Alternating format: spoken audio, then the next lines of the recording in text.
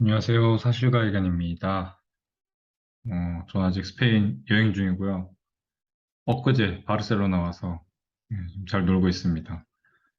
최근에 있었던 환율이 지금 뭐 1,400원 가까이 오르면서 뭐 뉴스가 많이 나오고 있던데 제가 생각하는 지금 환율에서 좀 보이고 있는 특이점에 대해서 한번 이야기를 해보려고 영상을 찍게 되었습니다. 마누라는 지금 명품을 사러 나가서 지금 빠르게 좀 진행을 해보겠습니다. 보시면 환율이 뭐 1,400원까지 올라갔었고, 지금 찍고 내려와 있는데, 오늘 보니까 외환 당국이 개입을 해서 그냥 급격하게 좀 끌어내린 걸로 보여요. 보시면 달러 인덱스는 큰 변동이 없었는데, 원화 쪽만 보면은 급격하게 한 3시쯤에 보니까 끌어내린 것 같더라고요. 그래서 이렇게 뭔가 큰 변동을 줄 때는 한 번에 많은 자금을 때려박아서 끌어내리게 됩니다. 그래서 보시면 이렇게 단기간에 이렇게 빠르게 내려온 거 보면은 이건 분명히 외환당국이 직접적으로 개입을 했다고 볼 수 있어요. 보시면 제가 이것은 뭐 단톡방에도 한번 제가 올려드렸었는데 좀 이상해요, 보면. 이 달러 인덱스랑 보통은 원달러 환율이랑 같이 움직이는데 우리나라 여기 보시면 달러 인덱스는 고점 대비해서 아래쪽에 위치해 있는데 이 원달러 환율은 고점 대비해서 올라가고 있었죠. 1,400원으로.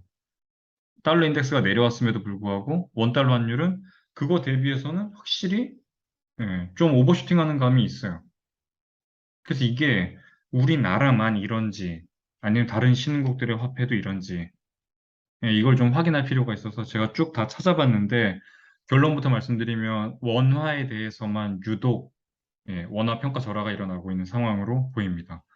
그러니까 달러 인덱스가 올라가는 거랑 추가적으로 원화에 대한 약세가 더해지면서 이렇게 급격한 슈팅이 나오고 있는 상황으로 보시면 될 것 같습니다. 우리나라도 분명히 1,350원, 60원 요 정도에서 노는 게 적정 달러 인덱스로 봤을 땐 맞는데 그거보다 오버슈팅 된 감이 있어요. 그래서 제가 그거와 관련돼서 좀 찾아본 걸 내용을 공유 드릴게요. 우선 우리나라 같은 경우에는 이거 제가 아까 말씀드린 오늘 금요일에 나온 요 급격한 원화의 원달러 환율이 하락한 부분이 있는데 여기가 아마 외환당국이 개입, 그러니까 우리나라 한국은행이 직접적으로 달러를 풀면서 외환시장 개입을 한 걸로 보여요. 거의 뭐 10원 정도를 그냥 한 방에 끌어내렸는데 여기서만 봐도 알겠지만 이게 뭐 어떤 분들은 뭐 한국은행이 뭐 뭘 안 해서 그렇네 막 이런 말씀을 하시는데 이건 한국은행이 이렇게 순간순간 개입해서 이 원달러 환율 조작을 할 수가 없어요. 누누이 말씀드리지만 우리나라는 변동 환율국입니다. 이 고정 환율이 아니라 변동 환율국이에요. 외환 보유고로 뭔가 이렇게 컨트롤할 수 있는 부분들은 뭔가 이 외환 시장에서 발생되는 일시적인 충격들을 방어하는 정도일 뿐이지 이 타국의 화폐와의 이 비율에 있어서 거기에 개입을 하는 거는 사실상 말이 안 됩니다. 뭐 일시적으로 통화량을 조절을 해서 이 우리나라 화폐의 가치를 움직인다? 그럴 순 없어요. 우선 보시면 이건 이제 일시적일 뿐이에요. 진짜 말 그대로 그냥 변동 환율국이고 외환 보유고를 투입해서 하는 거는 뭔가 큰 충격이 순간적으로 일어났을 때 방어하는 정도이지 이 화폐 비율 자체를 조정하는 거는 이 한국은행의 역량 밖의 일이에요. 그건 이제 뭐 한 나라의 국가의 역량일 수도 있고 뭐 투자 가치일 수도 있고 여러 가지 요소가 있겠지만 이 비율을 조정하는 거는 사실상 한국은행이 할 수 있는 역량을 벗어나는 범위입니다. 그렇게 보시면 되고 일단 외환 보유고가 계속 빠지고 있어요. 작년 말부터 시작해서 계속해서 하락하고 있고 가장 큰 이유는 요 아래에 있는 무역 수지가 적자를 기록하고 있는 게 가장 크겠죠. 요 0이 여기입니다. 아 이거 진짜 마우스 포인터 좀 크게 써야 되는데 0이 여기예요. 근데 0보다 지금 하락을 계속해서 작년 말부터 기록을 하고 있는 상황이고 이 무역 수지 적자가 계속해서 큰 폭으로 일어나고 있어요. 뭐 당연히 원화의 약세 곱하기 원자재가의 급등. 어쩔 수 없이 우리나라는 원자재를 수입해서 제조업 중심의 국가란 말이에요. 원자재를 수입을 해서 수출을 해서 벌어먹고는 사는 나라인데 아무래도 원자재가 급등을 하고 있고 심지어 원화의 약세까지 가중되고 있는 이 시점에 이렇게 무역 수지가 지금 거꾸로지고 있는 상황이고 이러다 보니 외환보 요구가 계속해서 빠지고 있습니다. 뭐 당연히 이 환율 방어하는데 외환보 요구가 계속해서 쓰이고 있는 것도 사실이고요. 그래서 딴 나라들은 다 찾아봤어. 1년으로 차트 끄는 거예요. 우리나라. 1년 전에 우리나라 원달러 환율이 1175원 정도였는데 지금 거의 200원 가까이 올라간 상황입니다. 1년 동안에. 뭐 200원이면은 거의 뭐 15% 정도 되겠네요. 15% 정도 급등한 상황으로 보시면 됩니다. 1년 동안에. 1년 동안 이랬고, 뭐 당연히 뭐 엔화 같은 경우에는 이 그러니까 원화 약세 우리가 뭐 얘기하고 있는 것처럼 일본도 엔화 약세가 나타나고 있는데 이건 우리나라는 작년부터 애초에 금융정책을 긴축으로 선제적으로 좀 움직이고 있었잖아요. 작년에 파월이 다 각국 중앙은행 총재들 다 불러다 놓고 얘기를 했어요. 나 긴축으로 돌릴 거니까 너네 먼저 움직여서 대비를 해놔라. 해서 우리나라도 작년부터 이창용 총재가 이창용이 아니죠 누구였지? 이주열 총재님이 세 차례 먼저 올렸죠. 미국보다 선제적으로 세 차례 올렸는데 해봐요. 이게 25bp씩 세 번 올린 게 고작이긴 했었는데 아무튼 먼저 움직이긴 했습니다. 근데 반면에 일본은 계속해서 이 완화 기조를 유지하고 있고 심지어 완화 정책 중에서도 가장 완화적인 정책인 YCC, Yield Curve Control까지 그러니까 이 금리를 0.25%에다가 박아두는 이 국채 금리를 박아두는 가장 완화 기조 중에서도 예, 가장 강력한 완화 조치를 지금까지도 유지하고 있기 때문에 미국 국채 금리가 지금 얼마인데 3.4 이러고 앉아 있는데 일본은 0.25 뭐 3%포인트 이상 차이 나니까 말도 안 되는 수준을 유지하고 있는 거예요. 그래서 제가 이거 분명히 금융정책 바꿀 거다. 일본도. 그걸 노리고 지금 엔화 투자하자고 들어가 있던 거고, 최근에 나오고 있는 경상수지 적자만 봐도 아시겠지만, 일본은 그걸 버틸 수가 없어요.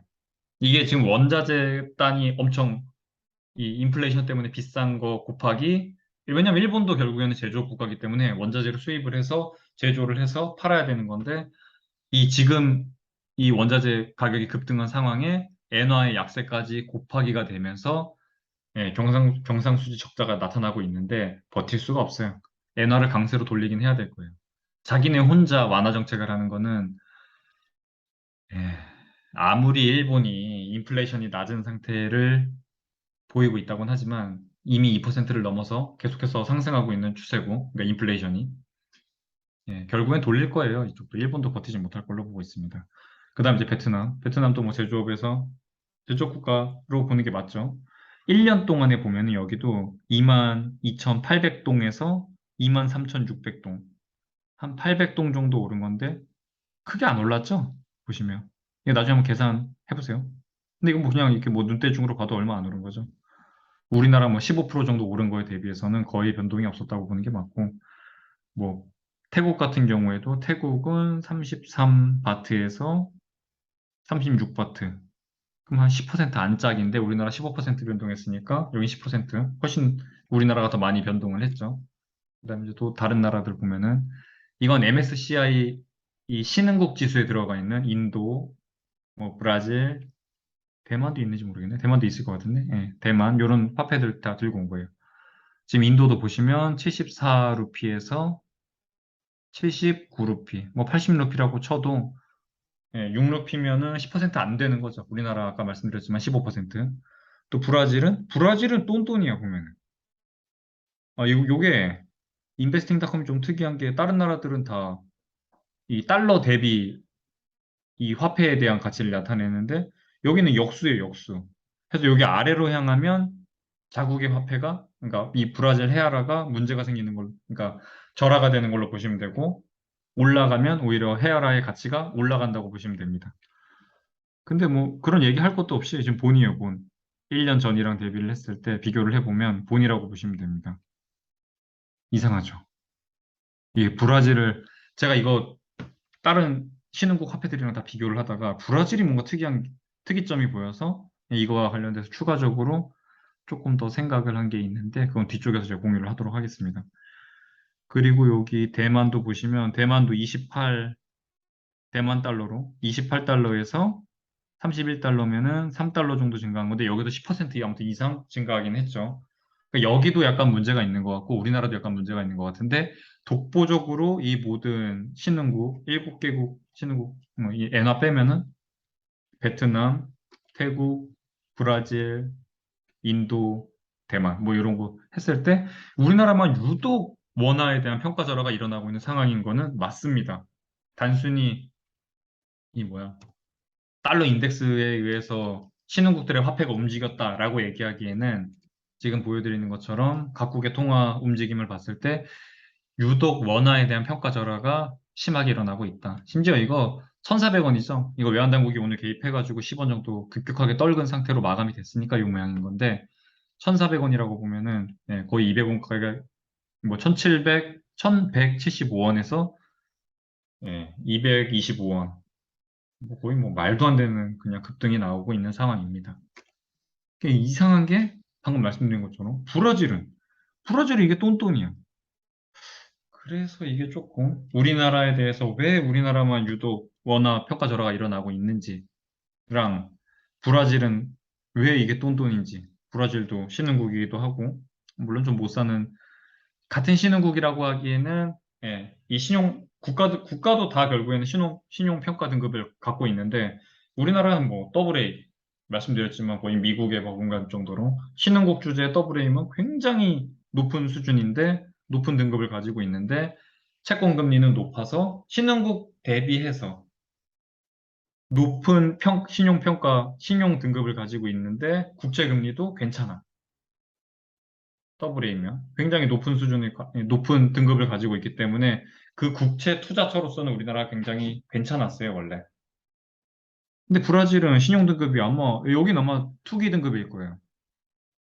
어디 이딴 나라랑 비교를 했을 때 우리나라가 오히려 더 평가 절하를 받고 있는 상황인데, 그래서 그 두 가지. 첫 번째, 우리나라가 유독 원화 평가 절하가 나오고 있는 부분 하나. 두 번째, 브라질은 왜 이렇지?에 대한 두 가지의 고민에서 시작해서, 한참을 제가 보통 이렇게 뭔가 하나에 꼽치면 그냥 하루 종일 생각을 합니다. 근데 그렇게 이제 제가 좀 시간을 좀 보내면서 생각을 해보니, 첫 번째, 일단 우리나라 원화에 대한 평가절하가 나오고 있는 부분. 뭐 이건 제가 자주 환율에 대한 이야기할 때 자주 들고 오는 그림인데, 금리, 환율, 금리, 달러 인덱스. 우리나라가 뭐 미국이 지금 금리를 빠르게 올리고 있죠. 그거에 맞춰서 우리나라도 금리를 올리면 환율이 유지가 됐을 텐데, 우리 미국만 금리를 빠르게 뛰어 올리다 보니 금리는 우리나라는 천천히 베이비 스텝으로 움직이고 있고 해봐야 이번에 뭐 50bp 처음으로 움직이긴 했는데 여긴 지금 뭐 50bp, 75bp 계속해서 움직이고 있기 때문에 아무래도 금리는 미국이 훨씬 빠르게 움직이고 있어서 환율이 우리가 같이 올라가면서 이 시소를 맞춰야 될 필요가 있었고 그래서 환율이 급등하고 있었는데 달러 인덱스도 같이 올라가니 환율이 거기에 또 부가적으로 또 올라가고 있는 부분이 있고 근데 아까 말한 것처럼 원화는 유독 달러 인덱스 대비해서 조금 더 평가 절하가 나타나고 있는 부분이 있는데, 그거는 아무래도 요 투자 기대 수익률. 어떻게 보면은 이 나라에 투자를 함으로써 발생되는 기대 투자 수익률이 있을 텐데, 어, 이 부분이 아마 우리나라 이창용 총재가 이 금리 역전이 발생되더라도 마냥 그렇게 막 외자가 이탈이 급격하게 일어나지 않을 거예요라고 얘기했던 게 우리나라 그렇게 투자처로서 나쁘지 않다. 아까 말씀드린 것처럼 이미 국가 신용 등급도 AA로 괜찮고 어, 이 금리 역전이 나더라도 어느 정도 버틸 수 있습니다라고 얘기를 했던 게 이 투자 기대 수익률. 왜냐면 우리가 반도체 강국이기도 하고 뭐 2차 전지도 아시다시피 LG 엔솔, SK온, 뭐 삼성 SDI 절대 나쁘지 않아요, 사실 우리나라. 근데 뭔가 나빠지고 있다라는 게 최근 한 달 동안 보이고 있어요. 뭐 현대차, 전기차도 있었고 절대 나쁘지 않아요, 사실 투자 매력도만 봤을 때는. 근데 뭐가 나빠지고 있는가? 그걸 이제 제가 최근에 이제 계속해서 고민을 하면서 조사도 하고 있었는데 요 다음 장에서 제가 말씀을 드릴게요. 뭐, 근데 당연히 뭐 투자 수익률, 여기 지금 계속 투자 기대 수익률 올라가고 있죠. 왜냐면 국채 지금, 미국 지금 1년물 국채 수익률이 4%예요, 4%. 말도 안 되는 수익률을 자랑하고 있어요, 지금 미국이. 뭐 우리나라는 4%짜리는 아직 없죠. 뭐 3%, 2%, 3.7? 거의 다 지금 3.7에 수렴해 있는 걸로 제가 마지막에 확인했던 것 같은데, 어, 일단 우리나라 뭔가 투자 매력도 자체가 굉장히 떨어졌다. 근데 그 중에 근래에 있었던 미국의 인플레 감축 법안. 그건 사실 미국이 그냥 뭐 법안 자체 이름이 뭐 말도 안 되는 소리긴 한데, 결국 이제 그 법안을 뜯어보면, 미국 안에서만 생산해라. 미국으로 공장들 다 들고 들어와라. 뭐 이런 얘기인 거고.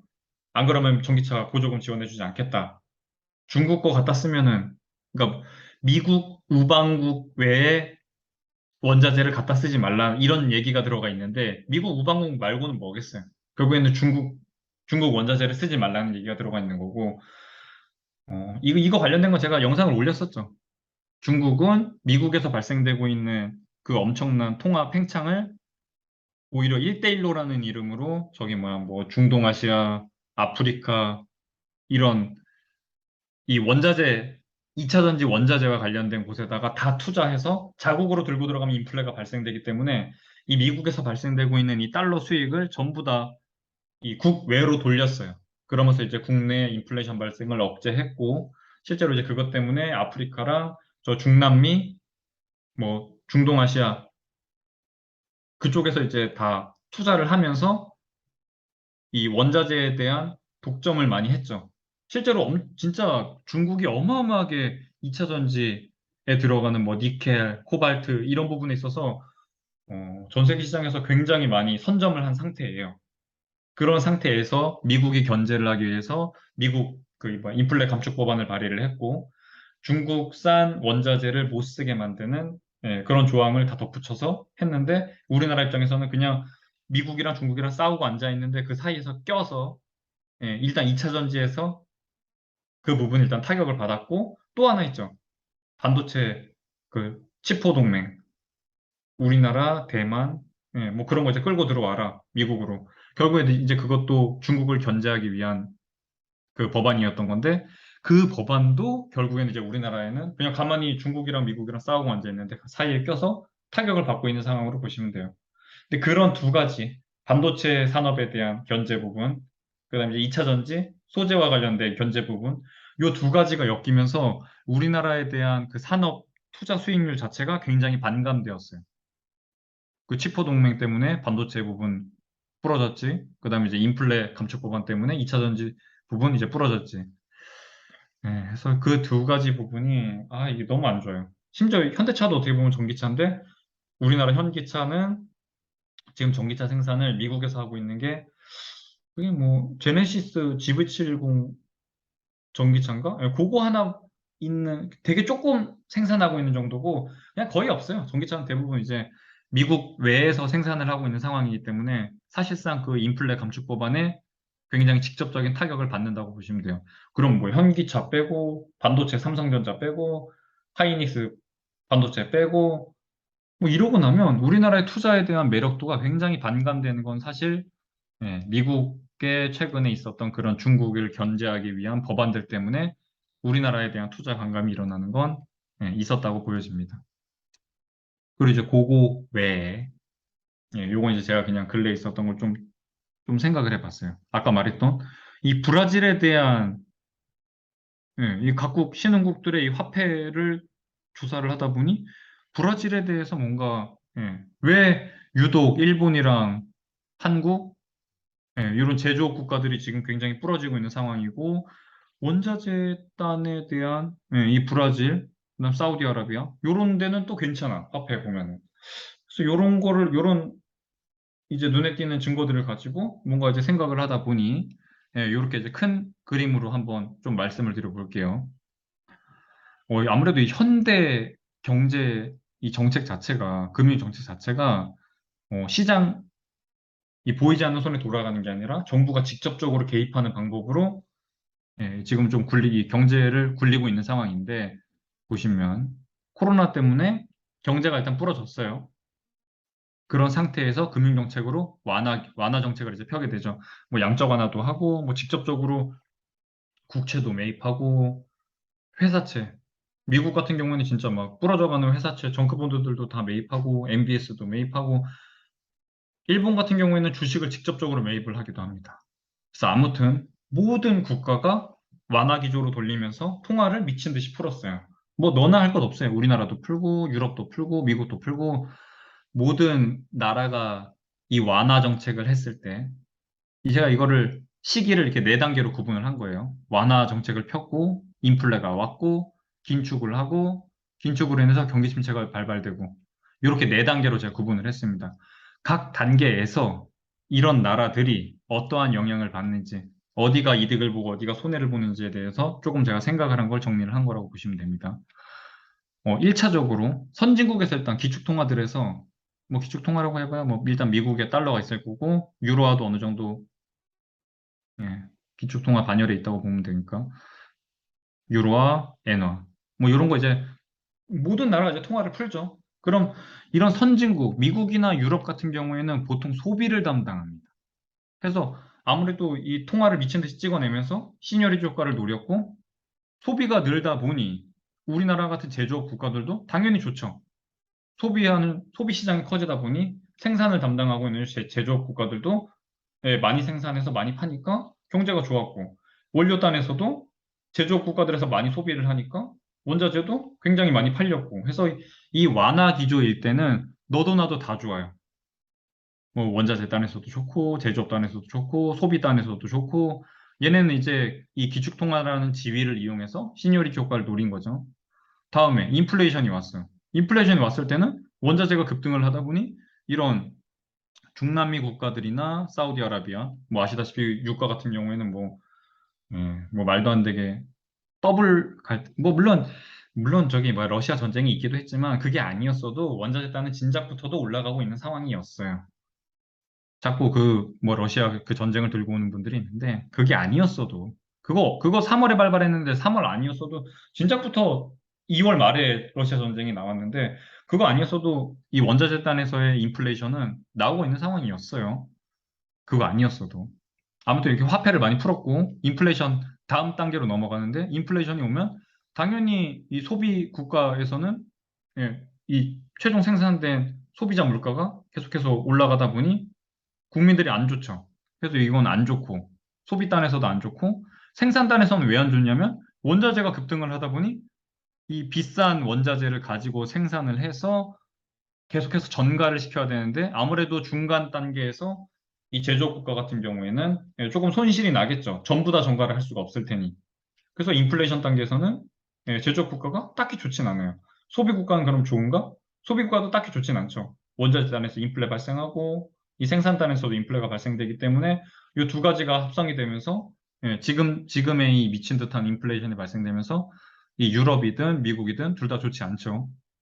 그다음 이제 긴축으로 돌릴 때는 결국에는 이 선진국에서 풀었던 우선 달러화랑 유로화 단에서 이 강세가 발생이 되기 때문에 사실 자국의 화폐가 강세로 도는 거는 나쁘지 않죠. 선진국 입장에서는.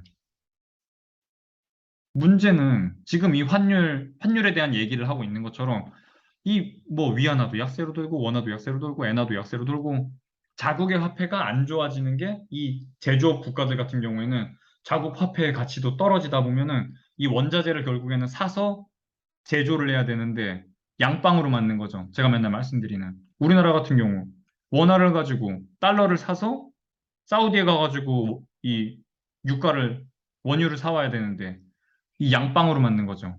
원자재 인플레는 인플레대로 발생되고 이 자국의 화폐 가치는 떨어질 대로 이 긴축이 선진국에서부터 시작이 되다 보니 이 위아래로 양방으로 맞는 상태죠. 그래서 일본도 지금 무역수지 적자가 급격하게 나오고 있는 거고 우리나라도 무역수지 적자 급격하게 나오고 있는 거고 근데 중국은 조금 예외여서 제가 이렇게 테두리를 좀 쳐놨습니다. 중국은 진작부터 이 2000년, 2010년도부터 시작해서 내수 시장으로 돌리기 위해서 엄청 노력을 많이 했어요. 그거 보면 진짜 중국이 진짜 대단한 나라예요. 이걸 다 예상했는지는 모르겠는데 이런 미친 듯한 완화 기조로 통화량을 미친 듯이 풀어낼 때도 중국은 그 인플레이션 발생될 거를 대비해서 달러를 다 다른 나라로 돌렸죠. 못 사는 나라들로. 1대1로라는 명목으로 해서 뭐 저기 뭐 스리랑카랑 이런 데 돈 빌려주고 거기에 이제 인프라에 대한 투자를 했었고 그런 광산이나 이런 거 다 투자를 했었고 아 진짜 중국은 진짜 말도 안 되게 경제 정책을 잘 폈다고 보여요. 그래서 일단 내수 시장으로 엄청 돌렸어요. 중국 같은 경우에는. 왜냐하면 내수 시장 자체가 몇 억의 인구를 가지고 있기 때문에 충분히 예, 나쁘지 않아요. 근데 저는 지금 이 중국이 하고 있는 이 모든 일들이 결국에는 대만을 침공하면서 미국과 패권 싸움을 하지 않을까 싶어요. 그래서 저는 90% 이상 보고 있습니다. 대만 침공에 대해서는. 분명히 저는 올 거라고 보고 있어요. 아무튼 요 금융정책 긴축 기조에서는 선진국 단에서 먼저 미친 듯이 자국의 화폐를 끌어올리고 있기 때문에 둘 다 안 좋죠. 왜냐면 이 원자재 단에 있는 국가들도 결국에는 신흥국이 되게 많기 때문에 여기는 뭐 당연히 급격하게 화폐 가치 하락이 일어나면서 안 좋고 제조업단은 화폐 가치 하락이 일어나는 동시에 원자재 단에서 발생됐던 이 인플레이션을 감당해야 되기 때문에 양방으로 맞아도 예, 동일하게 안 좋습니다. 뭐 신흥국이 안 좋은 건 뭐 당연한 거고. 문제는 이제 이 금융정책 이후에 경기가 이제 안 좋아지는 수축 국면으로 들어가면서 경기 침체가 일어나게 되는데 우선 이 경기 침체가 왔을 때 이 소비가 큰 시야로 봤을 때 소비를 담당하고 있는 이 선진국 단에서 경기 침체가 발생되게 되면 소비가 줄고 소비가 줄면 제조업이 이 소비를 담당해줄 이 곳이 없기 때문에 예, 당연히 제조업은 안 좋죠. 많이 생산해서 많이 팔아야 이득을 보는데 소비 단에서 줄다 보니 생산 제조업 국가들은 안 좋을 수밖에 없어요, 실적이. 원자재도 이제는 이 제조업이 줄다 보니 원자재 단도 안 좋아지겠죠. 근데 사실상 요 나라들은 뭐 물론 당연히 지금의 이 엄청난 긴축으로 인해서 이 신흥국들이 먼저 부러져 나가긴 할 거예요. 약한 골이라고 하는 그 부분들이 부러져 나가긴 할 텐데 여긴 뭐 원래 못 살았으니까라고 얘기하기는 좀 그렇고 아무튼 요걸 배제하더라도 미국 대비해서 우리나라 같은 경우에는 아까 말씀드린 것처럼 미국 뭐 일본, 우리나라, 중국 이 자국의 화폐가 평가 절하가 일어나는 거 하나 곱하기 원자재 단의 급격한 인플레이션 심지어 소비까지 줄어들고 있는 상황. 그러니까 지금 요 가운데 끼어 있는 나라, 뭐 독일, 대한민국, 일본, 중국 이런 제조업 중심 국가가 수출 중심으로 성장하는 국가 같은 경우에는 투자 매력도가 진짜 너무 안 좋아요. 그래서 제가 사실 우리나라 코스피는 유독 곧버스를 때린 이유가 이게 제일 커요. 경기 침체가 왔을 때 직접적으로 타격 가장 많이 입는 국가가 어딘가라고 했을 때 예, 제가 봤을 때는 요 가운데 낀 나라, 수출 중심으로 성장한 수출 주도국 같은 경우에는 예, 지금 가장 안 좋을 것으로 제가 보고 있습니다. 왜냐면 이 선진국 같은 경우에는 결국에는 신요리 효과 누릴 거 다 누렸고 금융정책 긴축으로 돌리면서 밖으로 집 나갔던 자국의 이 달러 다 도망가던 거를 다 땡기는 상황, 자국으로 불러들이는 상황이기 때문에 물론 경기 침체가 오긴 하겠지만 예, 지금의 이 인플레이션을 내리는 데 있어서도 선진국이 가장 먼저 내려올 거고, 이, 이 제조업단에 애중간하게 물려있는 나라들 같은 경우에는 아까 말한 대로 원자재단에서 상승된 건 상승됐고, 이 선진국에서 나오고 있는 기축통화들을 강세로 돌리면서 나오고 있는 평가 절하 때문에 예, 인플레이션은 잡히지 않고 그 두 가지 양쪽에 껴서 예, 가장 안 좋은 거는 요 제조업 중심 국가라고 보여집니다. 그래서 지금 나오고 있는 이 화폐 평가 절하, 이 원화에 대한 평가 절하에 추가적으로 우리나라 같은 경우에는 투자 매력도 자체가 빠지고 있는 게 환율을 상승시키고 있는 부분이 또 하나 나오고 있다고 보여집니다. 요런 얘기는 안 하는 것 같아서요. 다른 뭐 유튜브나 이런 데서. 했는지는 뭐 모르겠는데, 뭐 대부분 아마 그냥 달러 인덱스가 올라가고 있다 보니 환율도 올라가야 된다. 요런 얘기 할 거예요. 근데 그거보다는 유독 신흥국 중에서도 우리나라에 대한 원화에 대한 평가 절하가 나타나고 있고, 그게 나타나고 있는 이유가 투자 기대 수익률이 빠지고 있다. 왜 빠지고 있냐? 미국에서 지금 중국이랑 싸우려고 그 치포 동맹으로 인해서 반도체 경쟁력 하나 하락한 거 하나, 두 번째 그 인플레 감축 법안 발의하면서 전기차, 2차 전지 부분에 대해서 또 중국을 견제하면서 나온 그 법안으로 인해서 우리나라 현대차 그 전기차 부분에서 또 약세가 발생될 거고, 그다음에 2차 전지 부분에서도 아무래도 경쟁력 약화가 발생될 거기 때문에 우리나라 자체 시장에 대한 투자 기대 수익률 자체가 빠지고 있다. 그로 인해서 환율이 올라가고 있다. 그러니까 외화가 빠지고 있는 부분이 발생되고 있는 게 이런 일들이 겹치면서 나오고 있다고 보여집니다. 그래서 요거는 제가 그냥 요즘 머릿속에 생각했던 걸 좀 정리를 한 건데, 모르시는 거 있으면 좀 질문 댓글로 좀 달아주세요. 제가 생각했을 때는 요런 기조인 것 같아요. 요 아래는 애초에 근데 좀 투자하기 좀 부적격이긴 하니까 여기에 대한 얘기는 잘 못하겠는데, 우리나라는 위아래로 양방으로 안 좋다라는 거는 확실하게 말씀드릴 수 있을 것 같아요.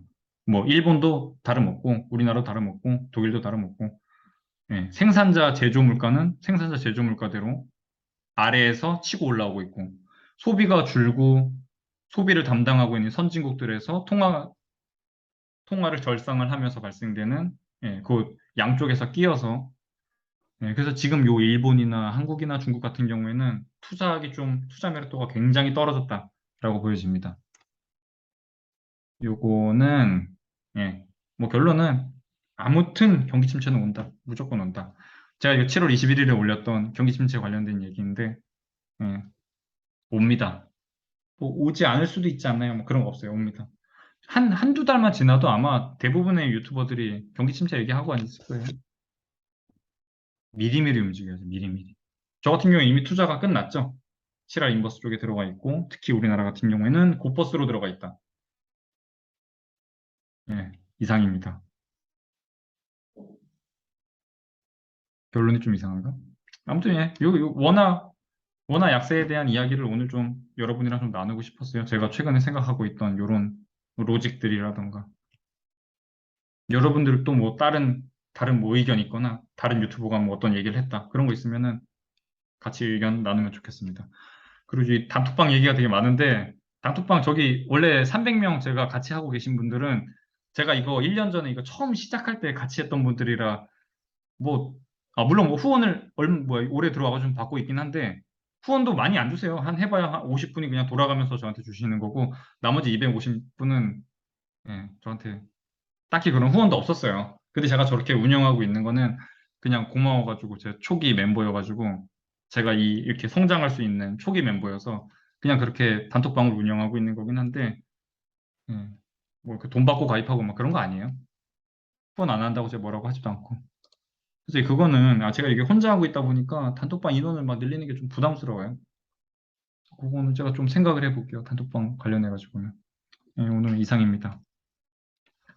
모두 성투하십시오. 빠잉!